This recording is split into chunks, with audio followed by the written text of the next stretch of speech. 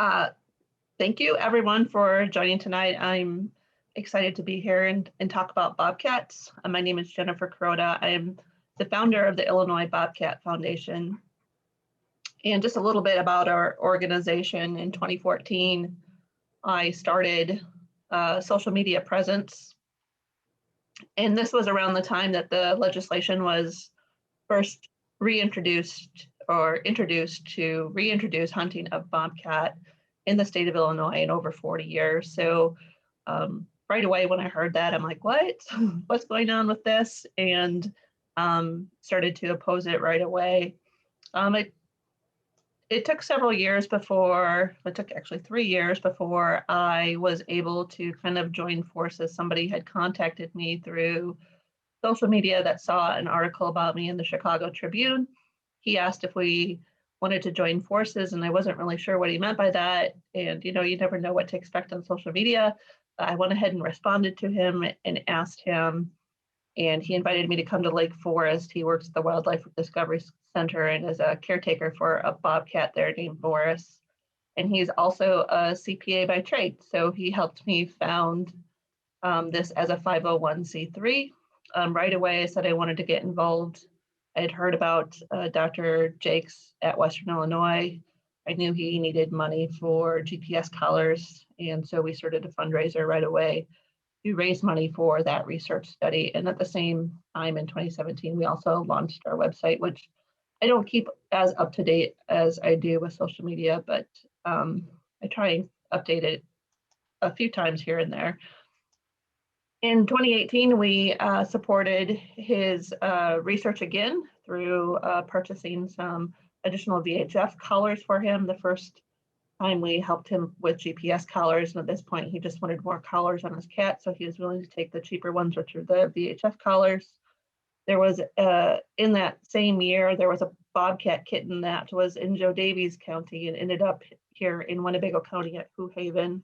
It was the first bobcat kitten that they've had in rehabilitation at that center, and they did not have the facilities for it, so we helped by funding them with a new facility to host that bobcat until it was releasable. Then we started focusing really on education, and that's kind of what we've done since 2019, is a lot of education and advocacy. Dr. Jakes now has a DNR funded research, and the little help that we were able to provide probably isn't as meaningful as I think he received almost a $300,000 grant. So certainly I can't compete with that. So we haven't done a whole lot of fundraising for research lately. So what I'm going to talk about tonight is just give you a general overview on bobcats, and then I'll talk about the Illinois history and legislation. I'll cover a little bit of the Western Illinois research that we helped fund.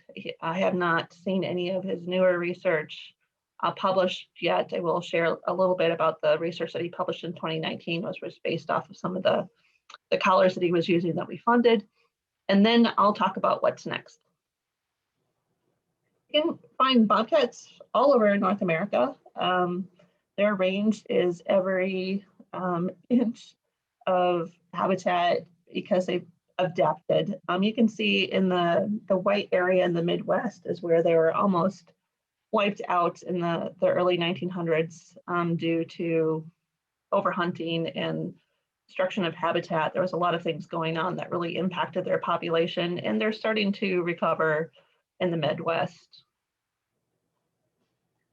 I think it's funny, it's been a long time since I've given an in-person presentation, but I have to say that children usually ask the best questions. So I always enjoy when there's kids in the audience. But one of the questions I got from someone a couple of years ago was probably an 8-year-old sitting in the front row.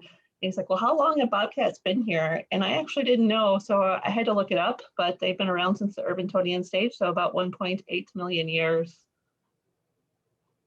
And just 2 quick short stories about bobcats, and I'll get into more information about their biology and stuff. But I love this story. It's a Native American myth, and it's how did the bobcat get its spots? I always feel like, if we were back in socializing more, it's always good to have a bobcat story in your back pocket that you can share when you're out hanging out with your friends. But this is a Shawnee tale. It's how a bobcat was outwitted by a rabbit.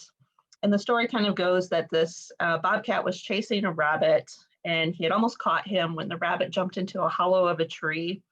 And the rabbit called out to the bobcat, "I'll stay in here forever. You'll never eat me." The bobcat responded, "You'll have to come out. You're going to get hungry." And the rabbit knew that the bobcat was right. So he called out again and said, "Well, why don't you make a big fire so you can roast me as soon as I run out?" Bobcat thought this was a great idea. As soon as the fire was hot enough, the rabbit jumped in to the center of the fire, right into those embers, and they scattered all over the bobcat's coat.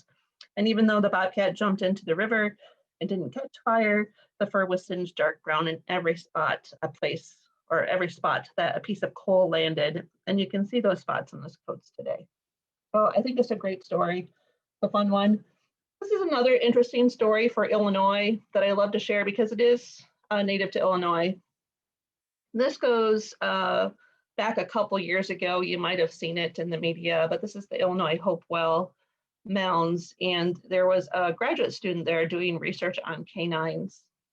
And so she was in the archives pulling out canines, and this was excavation, I believe, around Highway 70. You know, unfortunately, when IDOT goes in and builds highways, sometimes it goes through areas that have been used as burial mounds, and this was one of them. And so before they were able to build that infrastructure, that highway, they went in and excavated as much as they could. So they categorized this animal they found as a canine. And this this graduate student was down doing research and pulled it and started looking at it. And she's like, "Well, I don't think this is a canine. I think it's a cat." And so as they examined it closer, they discovered that in fact it was probably a bobcat kitten. It was buried with a collar made of bones of like bear teeth and shell beads. It's the only wildcat decorated burial on record. I think it's a fascinating story. If you go and Google this, there's a great video that the Illinois State Museum did on this particular piece. Lots of more information than I'm going to provide to you right now. I did used to tell the story that if you go down to the Illinois State Museum, you can see this on display. And a couple years ago, my daughters and I took a road trip and went 66 all the way to Grand Canyon. And one of the first stops I wanted to do was stop at the museum and see this. And I scoured the museum and I finally came across some people that were setting up a new exhibit. I'm like, "Where is this bobcat? I want to see it." And they're like, "Oh, that's not on display," but they did give me the number of somebody in archives and I was able to connect and still go and see it. So if you want to see it, ask, because maybe you'll get the same referral that I did. And it was a great experience. I still think they should have it on display at the museum. So bobcats are lynxes in the genus of lynx. So the lynxes of the world include bobcat, the Canadian lynx, and then the two European, the Iberian lynx and the Eurasian lynx. In North America, there are Canadian lynx and bobcat, and they do often get confused. I think there was even a study out a couple years ago that even wildlife researchers and biologists sometimes have trouble in the field distinguishing between these two cats. But you can see there are differences, and you have to look closely when you're out in the field and probably have a good pair of binoculars or something to look for these features. But lynx definitely have longer ear tufts than bobcats. They have a shorter tail, they have an arch back, and you can just see how much longer those rear legs are and how big their paws are. And they have those big paws, of course, because they use them to cross the snow in the wintertime. They're snowshoes for cats, essentially. And they are a little bit lighter in color than bobcat. They get their name, of course, from their bobbed tail. They range between 10 and 40 pounds, and I would say that the average bobcat in Illinois is probably between 20 and 25 pounds. When you see a 40-pound bobcat, it's usually those nice big Western Montana bobcats that, for whatever reason, tend to be a little bit bigger. And if you really get into the taxonomy of bobcat, you will see there's at least 13, I believe 13 subspecies of bobcat. So when you see bobcat across the country and you see those Western bobcat and you see a Florida bobcat or an Illinois bobcat, they all don't really look the same. And that is because of those subspecies. They're about 3 feet in length and about 2 feet high. So those silhouettes down there are a good comparison. A bobcat is about the same length as a cougar tail. So when there is, questions about whether that was a cougar or a bobcat, size is really important. So you just kind of sizing them up. They're about twice the size of a domestic cat. But when I was out with the researchers, and I tell this story often, I got to go down when they were collaring a bobcat, and the one that I observed that they were collaring, but she was only 14 pounds, so smaller than my domestic cat. And so they're not a very big species. Lots of misidentification between bobcats and domestic cats and bobcats and cougars. I pulled this a while ago, but it's still, I think, relevant. There was a hunter that misidentified a bobcat as a cougar in northern Minnesota. He was quite taken aback by it, took a photo. The Minnesota Department of Natural Resources went out, invested the site, and concluded it was too small. Probably it was a bobcat. And what biologists typically do when they get pictures is they'll go out then with a cardboard cutout of the general size of what a cougar is and what a bobcat is, and put that in the place and try and recreate the photo. And usually that helps you size up whether or not it's a bobcat or a cougar or a domestic cat. And if you're on social media, particularly Twitter, because there's not much activity on Facebook with the Cougar Network, Dr. Michelle LaRue is the president of that organization. She knows a lot about cougars. She posts a great Twitter quiz every Friday called Cougar or Not, and about 90% of the time they're actually bobcat. So it's a lot of fun to play that quiz every Friday. I like to share this too. This was close to where I live in Winnebago County. There was, I think this might have been 2 years ago, there was this alert that a cougar had been spotted near Beaver Valley and Squaw Prairie Road. Watch your pets. So you can see the size of that, and shape of it. Maybe it looks a little bit like a cougar. DNR went out because I had contacted them because it was on the media. There was all of this like misinformation flying around. So I'm like, someone needs to contact the DNR. So I did. They went out and took a photo, and you can see they used an orange cone in place of where the cat would be. So that is definitely a domestic cat, not a cougar. But the people did not believe the DNR. They did not believe this photo, even though it's clearly evident. And so somebody recreated this image, which I found to be hilarious. So yeah, there's just a lot of misinformation out there that runner would be very tiny if that were in case true. I think it's funny, and people need to believe the people that are out there that are doing these things and helping them identify what they could have seen.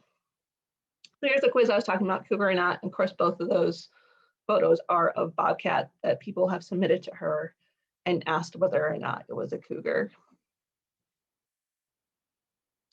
Bobcats are crepuscular, which means they're active at twilight and often until midnight.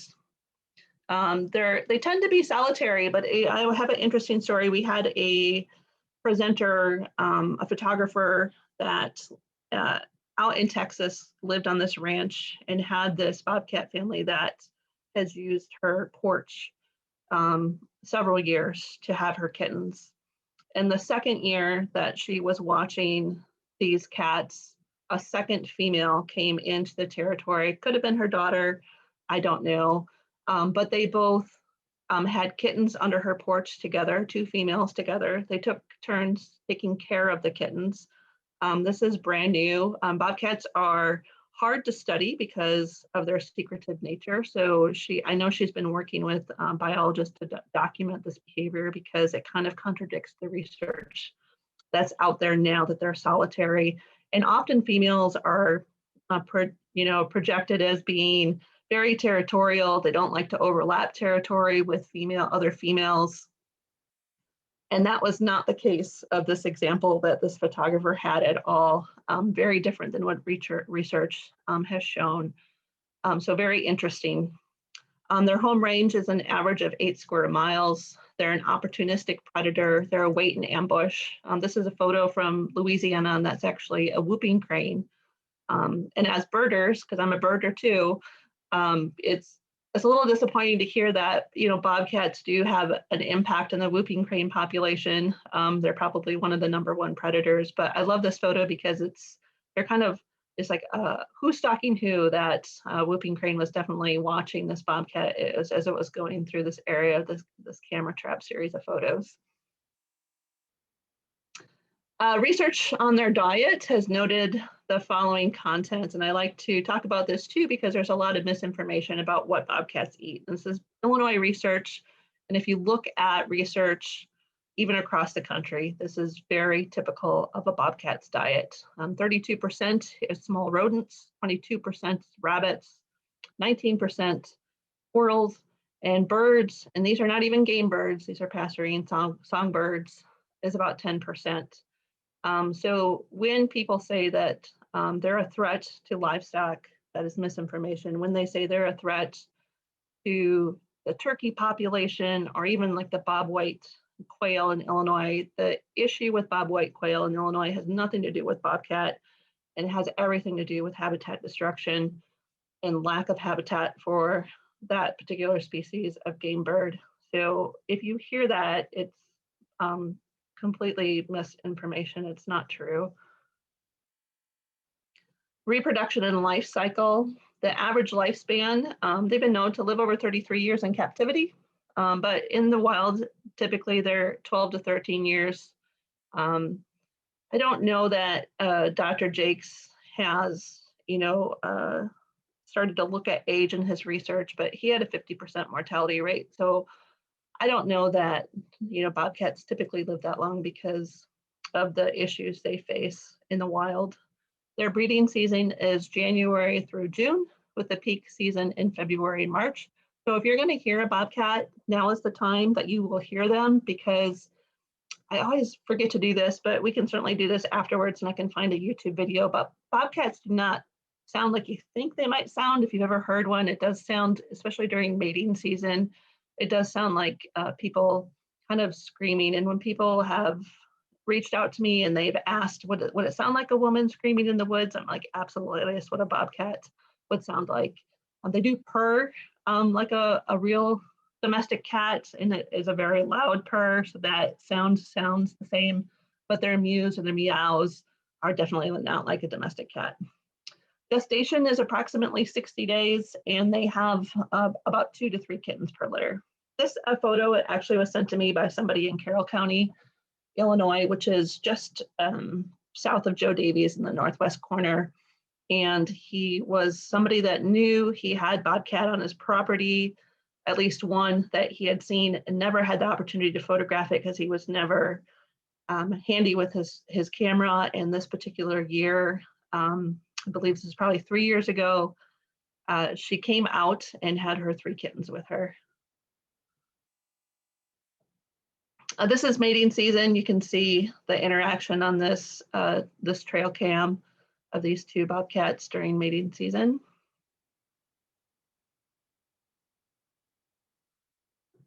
So one way, if you're not using trail cam on your property or camera traps on your property to monitor what wildlife you might have, identifying bobcat through tracks and scat is another way you can verify if they're in fact in your area. The difference between feline and canine prints is pretty obvious in that a dog print or a coyote print, they don't retract their claws or their nails. So you will see the claw print and the nail prints embedded into either the snow or the mud. And they also have, if you look, there's like an M-shaped pad on a feline, and it's more of an upside down V shape for a canine. So there's definitely differences in those paw prints. A bobcat print is probably just slightly smaller than 2 inches by 2 inches. And if you see a print out, the best thing you do if you've got your phone is to put down a some sort of, if you've got a coin or something, to put that down as a marker when you take the photo, if you're sending it to someone to try and identify. So they can size up what that print might be. Bobcat's scat is heavily segmented, and it will have a lot of fur and bones in it too if you're out there looking for it. As I mentioned early in my early slides, their habitat covers a lot of North America, everything from woodlands, mountains, deserts, and urban landscapes. They do in Illinois prefer the woody edges of fields, but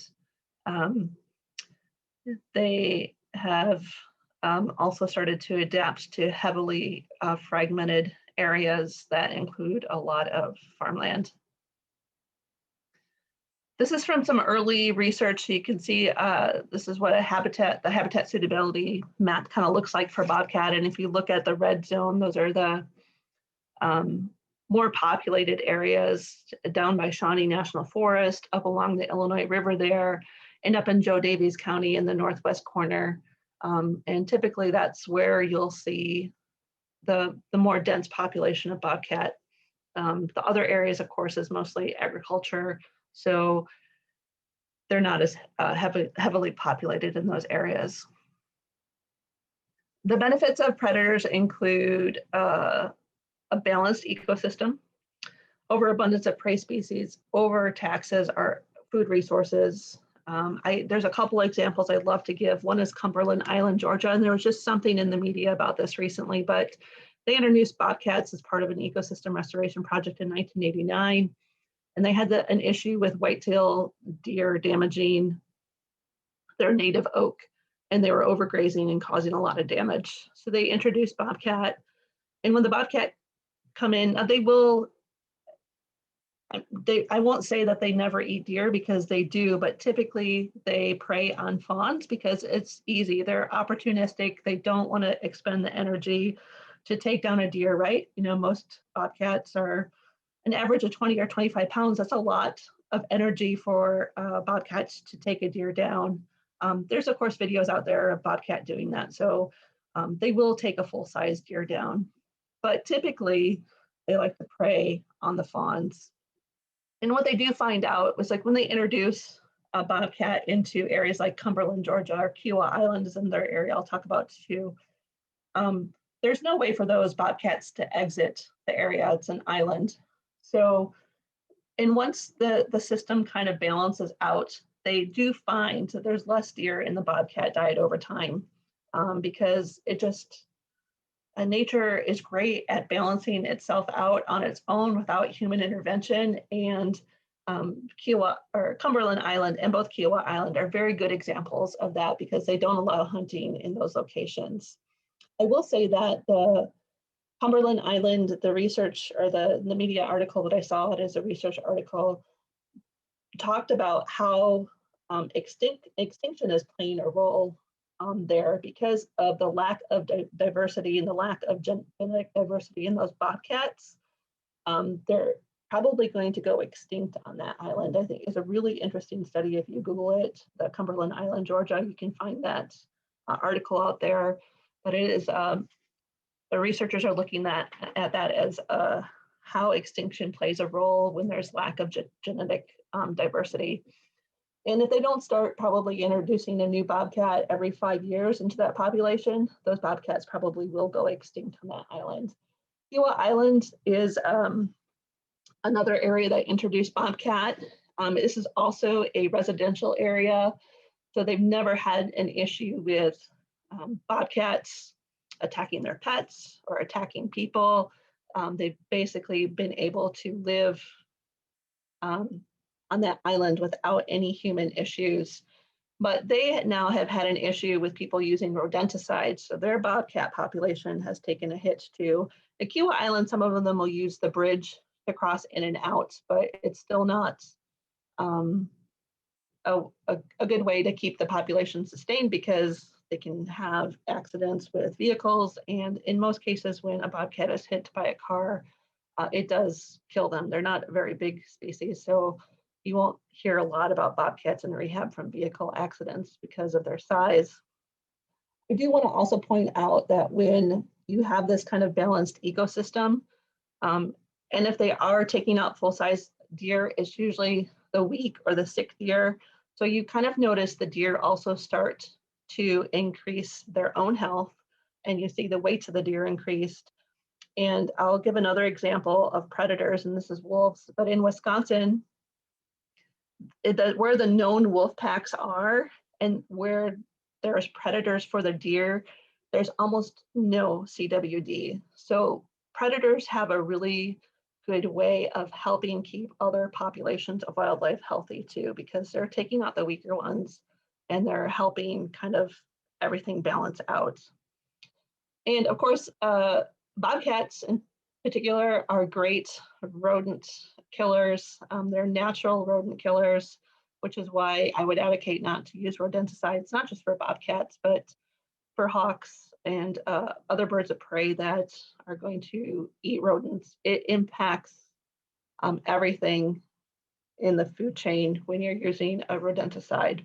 And they're also not a threat to humans. The benefits of predators. This is from an old book. I believe it was published in the 60s. But I like to use this because it kind of goes through. A lot of people ask me what impacts bobcats' lives or their mortality.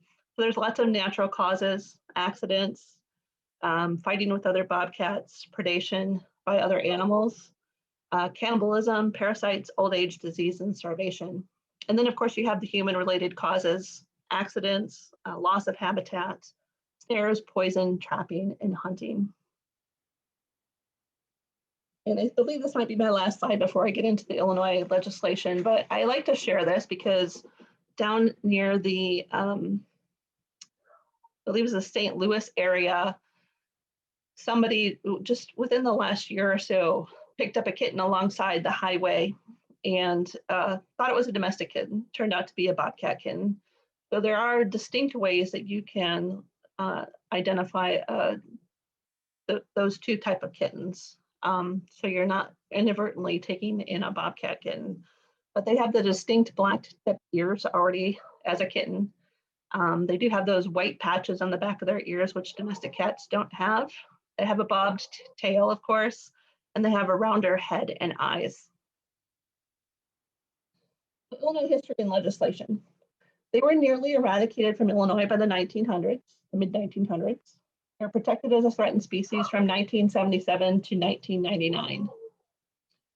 The current mated population of bobcats is between 3,000 and 5,000, and that varies depending on who you ask. But if you look at the DNR webpage, I believe this is what's quoted on their page.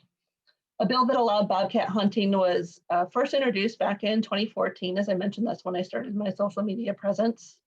Governor Quinn vetoed that bill when he left office, and he stated, bobcats are a valuable part of Illinois' ecosystem that should be protected. We all have a responsibility to protect and maintain Illinois' wildlife.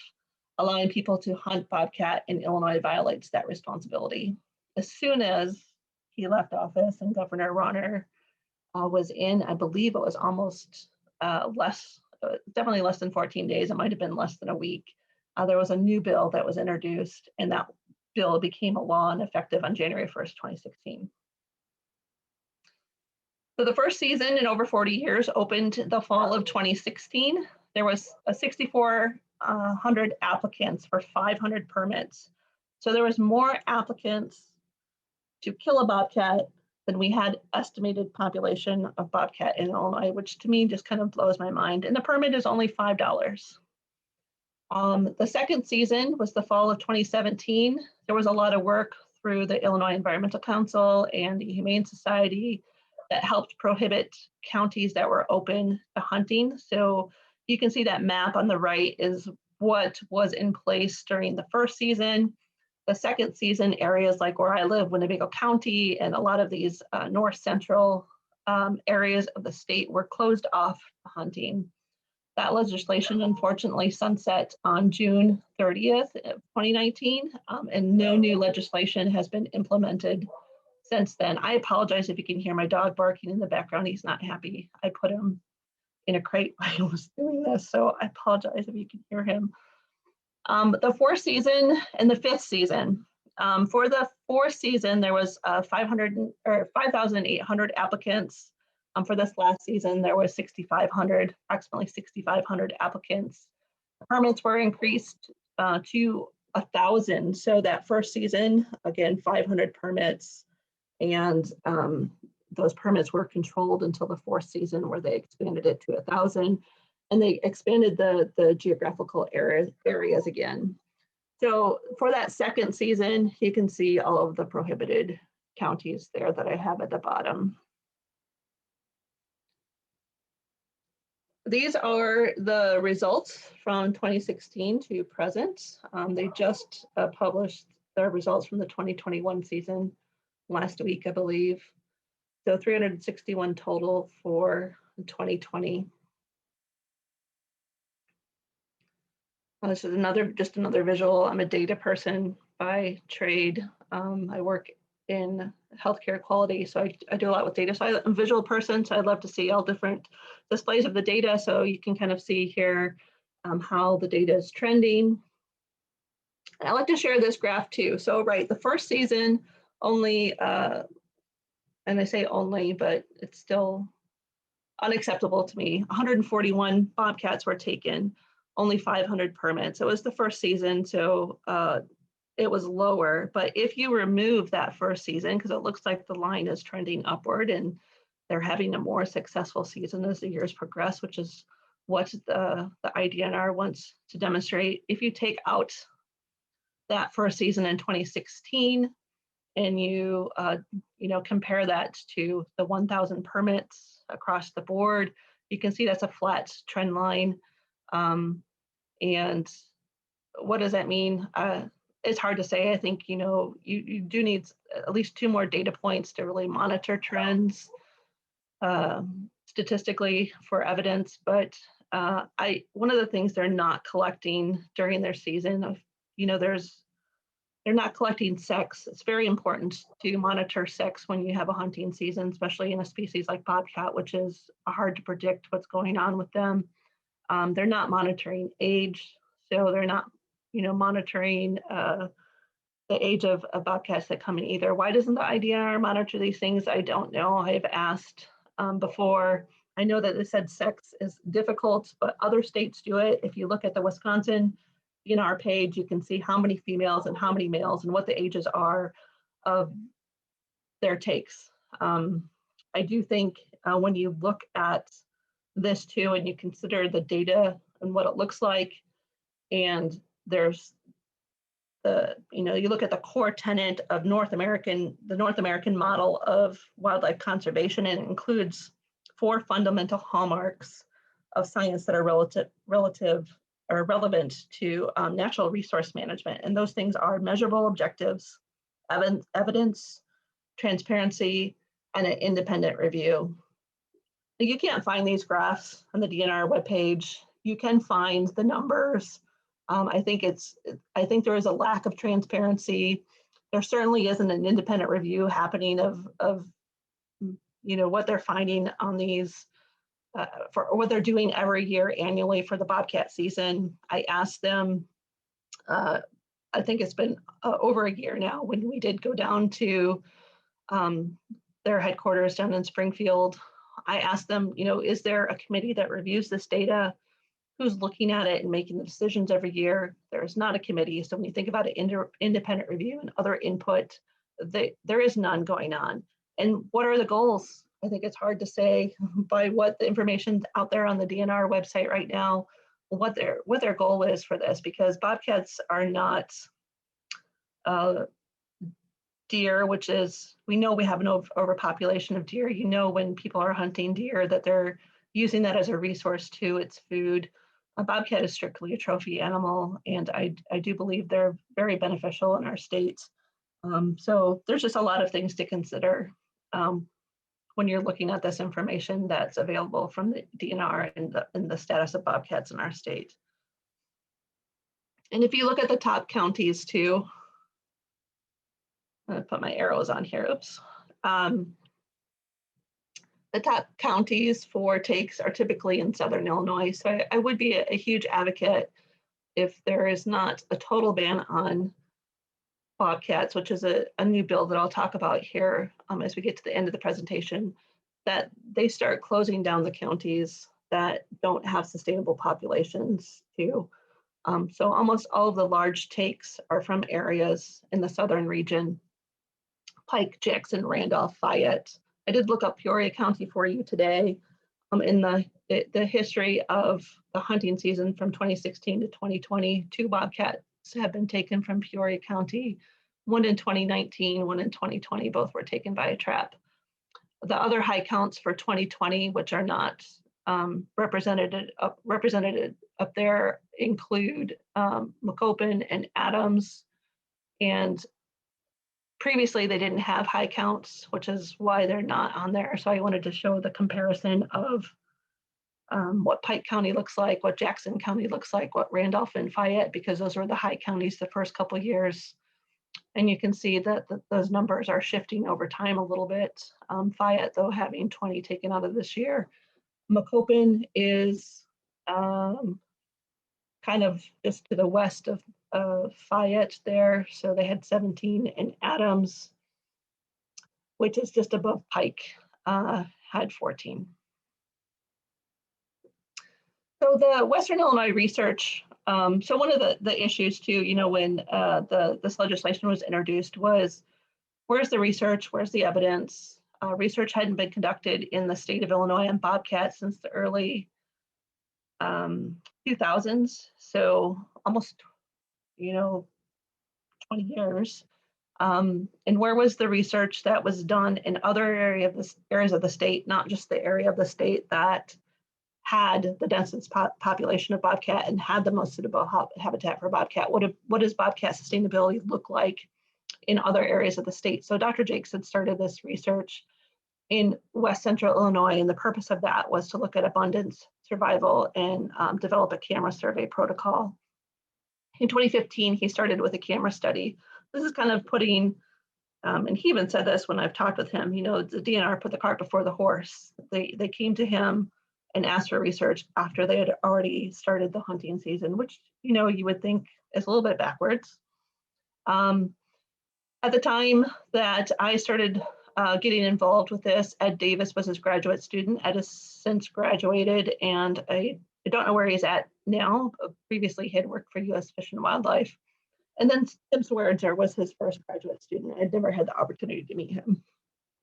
But their study objectives included looking at the estimate density of bobcat populations through West Central Illinois, to compare capture recapture rates for different spatial arrays of camera traps. And basically that's looking at a grid across the county, or the counties that they started with, looking at estimating bobcat home range and relationships with detection by camera traps.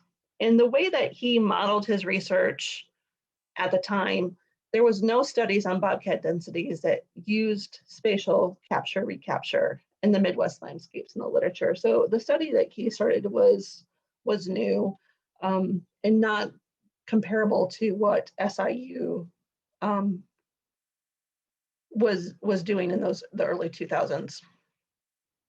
So the methods he used is for obtaining bobcats for research. He'll use cage traps, soft catch foothold traps, and they do bait those traps with carcasses and visual olfactory attractants. These are cats, so they're very curious, just like a domestic cat.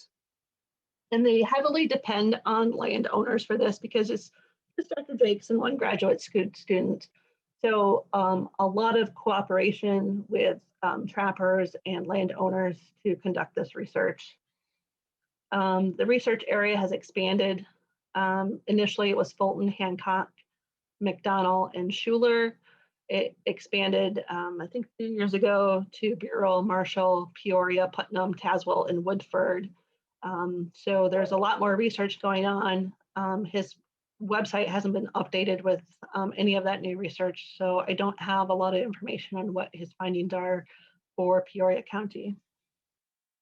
At the time that I was involved, he had 220 cameras out.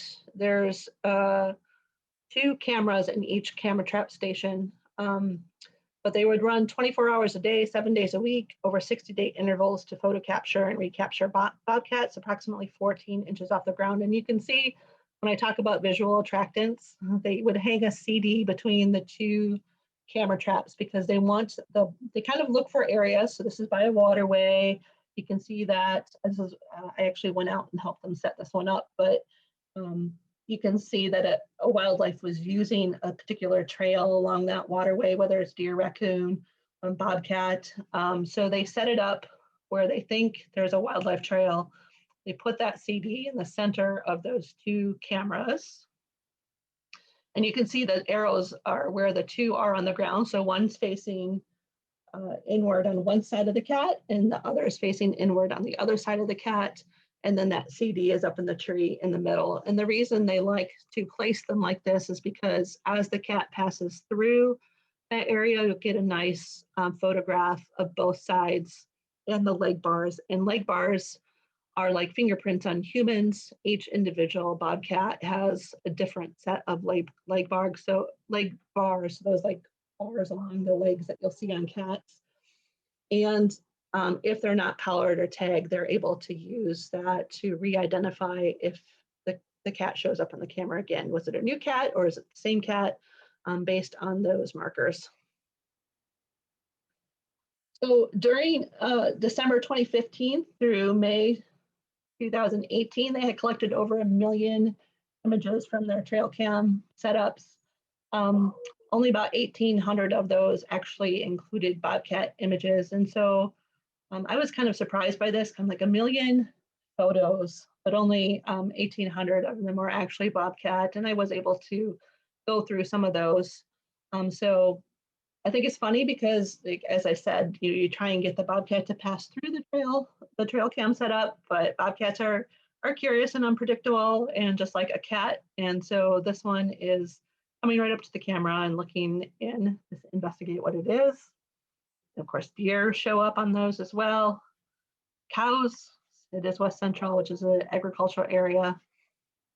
And this was the first bobcat and the only bobcat on the set of or this particular trail cam set up that I had looked at. So about 1,400 images that I looked at, only one bobcat. And you can see those bars on what I'm talking about on the cat. And I don't know if you can see my cursor, but this is what I'm talking about. So each of these leg bars is different on each cat that would pass through if they're looking for multiple individuals. So for collars, they use two types. They have a GPS collar, which is the best kind to use for research, right? Because it pings them. They can sit down at a computer and look at those points. They get 2 points per day every 13 hours. The VHF collars require triangulation and weekly monitoring. And what that's, you can see is actually a picture of the person holding the device is actually my cousin when we went out. And we were using triangulation to track some of the bobcats that day. So if the bobcat is underweight, under 15 pounds, they will use a VHF collar just because they are lighter and smaller in size. A GPS collar is a little bit bulkier because it's got the battery in it that's much bigger because they need to keep the life of the battery longer to keep the tracking going on. And they also look for recaptures. So for their mortalities that they have found, at least during the period that I was working with them, they had roadkill. They had one that died 2 weeks after trapping. And as researchers, they have a very strict, procedures they have to follow. So they did have to report this. They're not sure what caused it, but because the bobcat did die within 2 weeks of their research they conducted, they had to count it as it was attributed to the trapping. It was a foothold trap. The cat did have a wound on the paw, and whether or not that got infected or what happened, I don't know exactly. Indiscriminate traps are what you see in the picture here on the right. An indiscriminate trap is you set out your trap to get a raccoon or some other fur bearer, and you get a bobcat instead. And that's what happened with this particular trap. It was set out for raccoons. It was a conibear trap. and it was a curious male that stuck his head in the middle of that trap. M13, I will talk about this cat. He was a legal take during the hunting season. There was one that they had hit by a train, and there was also one that was poached, and they know it was poached because they found the collar still pinging on the bottom of creek bed with the bobcat not attached to it anymore. So this is M13. They lost contact, or it was considered missing, for 250 days. It was 111 miles from the collared site. Dr. Jakes thinks this cat probably was a young male who was dispersing, trying to find territory of its own, but went back home to its home county. Interesting anyways. And the hunter did have a permit. It was, like I said, it was a legal take. And on Dr. Jakes's collars has all of his contact information. So he reached out to Dr. Jakes, and Dr. Jakes was happy to figure out what had happened to this male.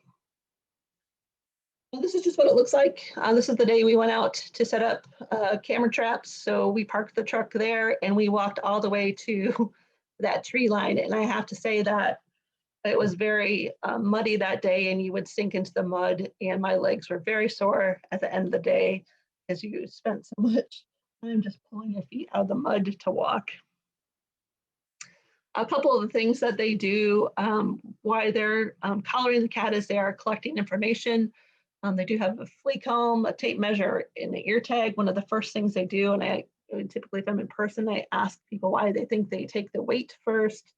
Since I don't have an active audience, I will tell you that the reason they get a weight the first thing is because they've just sedated this cat with a certain amount of medication to sedate it. They want to make sure that they've used enough and that cat doesn't wake up while they are collaring it.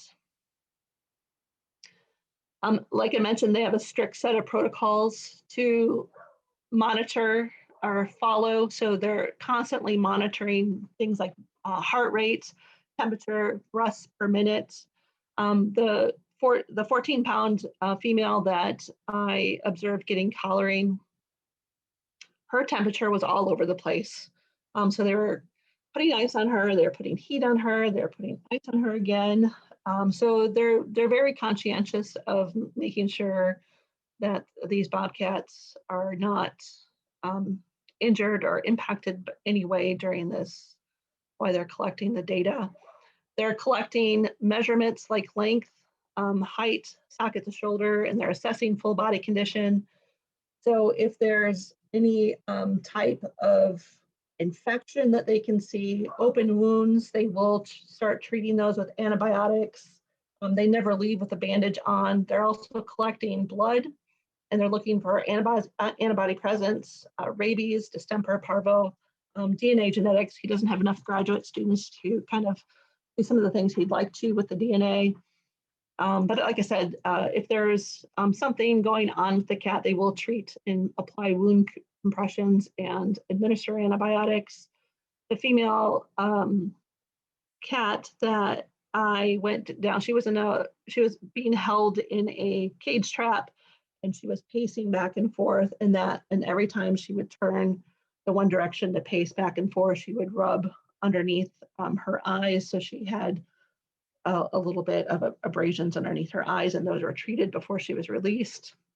And this is what the collar looks like. So if you did have a permit and you legally took one, Dr. Jakes does ask that the collars returned to him.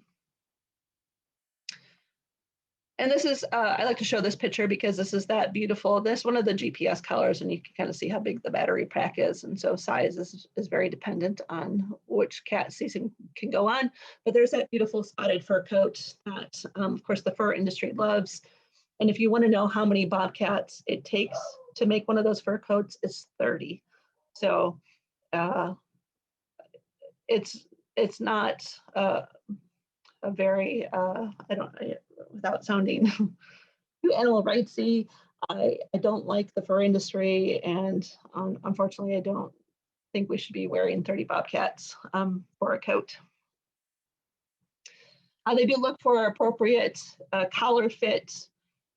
So they're, before the bobcat is released, they make sure there's at least 2 fingers so that bobcat isn't too restricted by the collar. And then there's also a recovery time. That's part of the process that they are policies and procedures they have to follow while doing research. So I want to make sure that these cats are fully awake before they release them. So they're waiting at least an hour. We waited quite a bit longer with the female bobcat. The day I was out, I don't remember how long, but we were out there a very long time. I think just because she was so small, that her recovery was a little bit rougher. But one of the reasons they want them fully awake is because they don't want them running into the road. They don't want them to become victim themselves of some other issue because they're not at their full capacity. So what did his research findings so what were his findings from the research? And this was published in 2019, you can find this, but his density estimates were much different and much lower compared to other studies. So he had 1.43 bobcats per 100 square kilometers, lowest recorded for the species on record. If you compare that to the Southern Illinois research, that demonstrates 30.5 bobcats per 100 square kilometers. He also found the range is definitely different. When you have that fragmented habitat in West Central Illinois compared to the very, habitat suitable Shawnee National Forest, it's 115 square miles versus 8 square miles. So why were his density estimates different and so much lower? Well, you have to look at the research, and to me that says there's just not a lot of bobcats in West Central Illinois. I know that he's changed his research methodology now to match what Southern Illinois is doing. I believe is what was discussed when I was at that DNR meeting. Like I said, I have not seen any of the new research. When he first talked about the spatial capture recapture model with me, he said it was much more reliable than the other methods of camera studies. So I'm not sure why he switched. I don't know if it's to be able to compare to have a more comparable study with the SIU research. I don't really know. But if you look at the research as it is now in the West Central area, the populations of bobcats are not very dense, and it's a very low population. So what's next? Like I mentioned, we've been doing a lot of advocacy and education, and if we hear about a bobcat that's in rehab, we help support that bobcat. There is a House bill out there right now. It's House Bill 1827. If you would like, at the end of this presentation, I can show you how to sign a witness slip. It is being called to committee on March 15th. If it would pass in the House, it would pass a full ban on bobcat hunting and trapping in the state. It has to pass the House before it can go to the Senate. So that's kind of where the bill is in process right now. And as I end this presentation, I always like to provide my citations. And always full disclosure, I'm not a biologist. This is not my career by nature. I started this because I was a concerned person about the status of bobcats in Illinois. And I have done due diligence in looking up research and providing the information. So I just want to share that. And I also like to end each of my presentations with this quote. It's a book called Bobcat Master of Survival by Kevin Hansen. And he writes that whatever the future holds for Lynx rufus, it is too important to be left in the hands of businessmen, politicians, or wildlife managers. An informed, caring, and engaged public is critical to the conservation of bobcats and all wildlife. I'd open the floor to any comments and questions. And I don't know if you want me to stop sharing my screen because I can't see the chat when I have my screen open or when I'm sharing my screen. Okay, one of the questions that came in is with regards to the hunting results, what does the term salvage refer to? Sure. Salvage is if you would find a roadkill. So you actually need a permit to collect a roadkill bobcat. You do like for anything. If you would find I'm trying to think of a good example. If you'd find a beaver or any fur bearer alongside the road, you can't just pick it up and keep it. You do have to have a permit to collect that. So a salvage is a roadkill. Okay. Does anyone else have any other questions they'd like to ask? You're permitted to go ahead and unmute yourself by holding the space bar down while if you'd like to ask it yourself, or if you just type it in the chat feature. One person asked, if one sees a bobcat, is there a process for reporting? So the DNR is not looking for reports on bobcats right now, or like sighting reports. They do want to hear from you though, if you've seen a wolf, a bear, or a cougar, and there's a place that you can report. Actually, if you go to our website, you go to our resources page, there is a link to where you would report those large carnivore sightings, but I don't think they really do anything if you call and report a bobcat sighting. Bobcats are pretty harmless. I wouldn't actually recommend, calling the police or anything like that. They're probably just passing through, and they're more scared of humans than you would think. If a person can't remember all of this, what would you use as a Google term to kind of figure out what to do? Would you just be trying to Google the term Illinois Bobcat Association or something like that? You can, if you Google Illinois Bobcat Foundation, certainly our page would come up. I know that the DNR has been updating their webpage, and they have I think if you go and you look at the DNR webpage, they have a new link to bobcats. So there is additional resource, which would take you to the new Wildlife Illinois page, I believe, which has some additional resources on bobcats as well. Another person asked, can you play a recording of one of the bobcats? Sure. Let me just stop sharing my screen.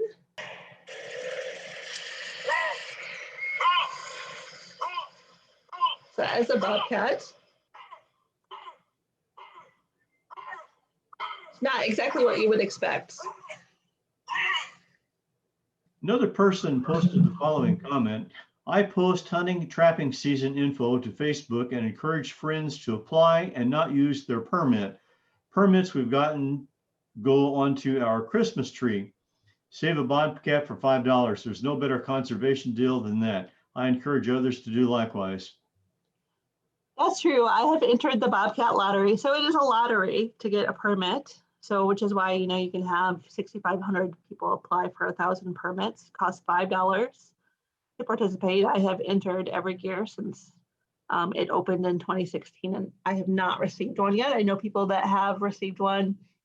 I also know that there's a very low percentage. I know that you'll hear hunters and trappers argue that all of the conservationists or animal rights people are getting the permits, and that's absolutely not true. The IDNR can tell, by who has purchased the permit if you're a regular trapper or hunter, and I believe it was less than 1% are actually going to people that do this. But I do, like, one of the things that is concerning to me is, and I'm not an anti-hunter, and I certainly don't, I'm not out there protesting against deer hunting or anything, but I'm not considered a constituent of the IDNR. So they really cater to hunters and trappers. And there's a lot to be said what hunters and trappers have done for conservation. And I certainly don't discredit any of that. They have done a lot to help in habitat restoration, groups like Pheasants Forever and Ducks Unlimited, all of those organizations.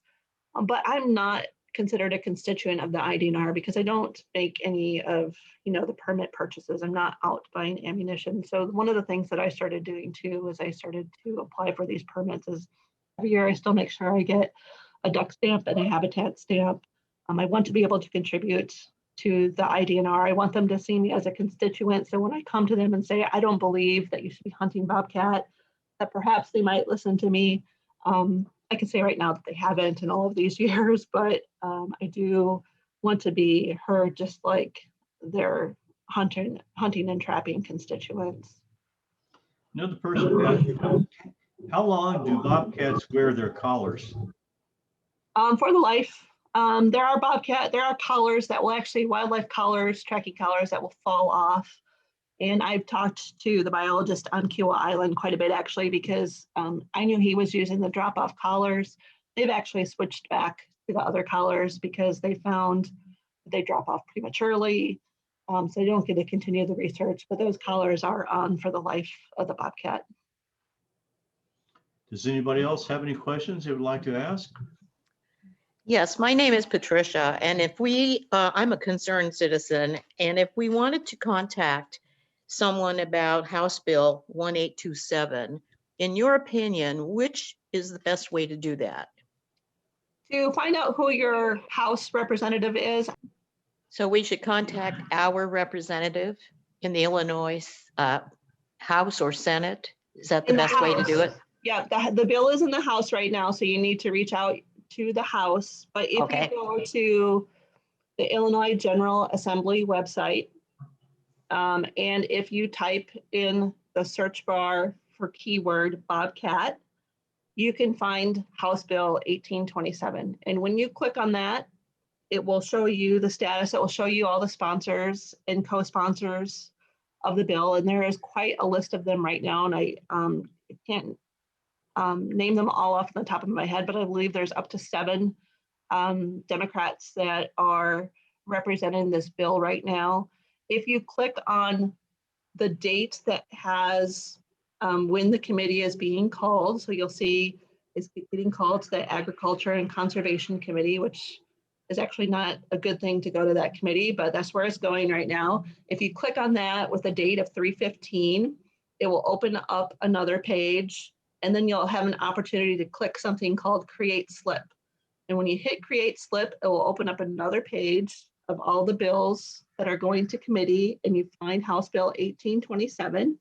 And on the column on the right, there is where you can create your witness slip. If you fill that out as an individual, ask you if you're a firm or business, you can either represent, I put in the Illinois Bobcat Foundation for my representation, but you can put self.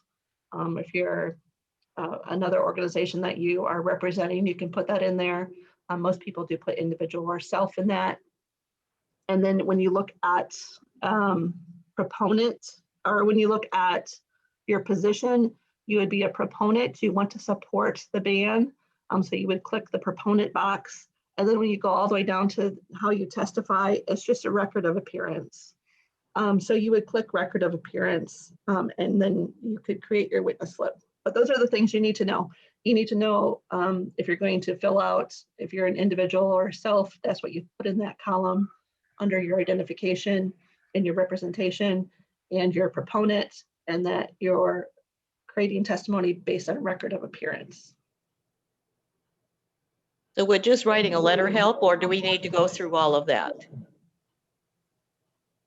You can also write a letter, certainly email, a phone call. You can do all 3. Okay. Well, I appreciate everything you are doing. It's a wonderful presentation. It's very important to our environment. Thank you. Thank you. Okay, and does anyone else have any other questions they'd like to ask Jennifer before we go? There are some comments coming in, so many people are very appreciative of your taking the time to speak with us for the evening. And on behalf of the Peoria Audubon Society, we really do appreciate all the effort and the good work that you've been doing to support conservation for the bobcats and everything else.